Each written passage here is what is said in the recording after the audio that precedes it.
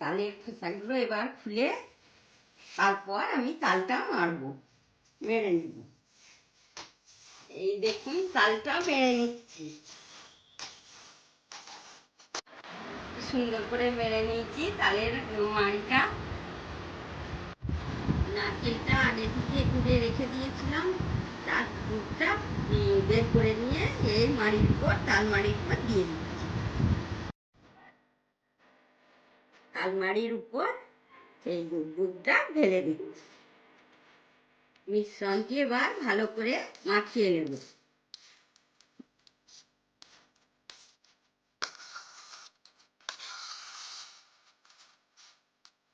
পরিমাণ মতো চিনি দিয়ে দিলাম।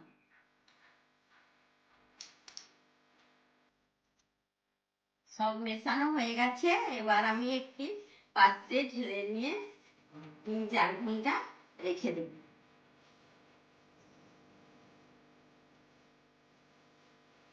কাজু কিশমিশ একটু ছড়িয়ে দেব, দিয়ে 3 ঘন্টা রেখে দেব।